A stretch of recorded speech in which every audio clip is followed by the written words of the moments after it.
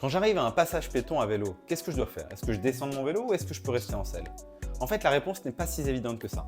On a 1 minute pour vous donner toutes les réponses. Première chose à savoir, le passage piéton n'est jamais défini clairement dans le code de la route. L'article R412-37 parle de passages prévus à l'intention des piétons et le 412-30 mentionne des passages réservés aux piétons. Bon, c'est quand même assez clair. Sauf que les cyclistes sont considérés comme des conducteurs de véhicules, pas des piétons. Pour être assimilés aux piétons, l'article 412-34 évoque deux cas de figure. Les cyclistes doivent conduire leur vélo à la main ou avoir moins de 8 ans et rouler au pas. Conclusion, sans piste cyclable à côté du passage piéton, c'est pied-à-terre obligatoire pour le traverser légalement.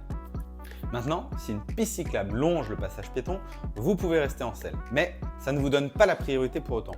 Selon l'article R412-30, s'il y a des feux tricolores ou une signalisation comme des céder le passage, vous devez les respecter. Dans le cas où il n'y a pas de signalisation et qu'une voiture tourne à un carrefour, l'article R415-3 est clair, le conducteur doit céder le passage au cycle. Mais dans le cas où il n'y a pas de signalisation sur une piste cyclable à côté d'un passage piéton, là c'est le flou total. Certains évoquent la règle de la priorité à droite, mais rien n'est explicite dans le code de la route. En résumé, pas de piste cyclable, vous descendez du vélo pour avoir le droit d'emprunter le passage piéton.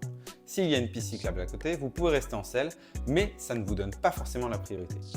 Dans le doute, prudence et courtoisie, ça ne fait pas de mal.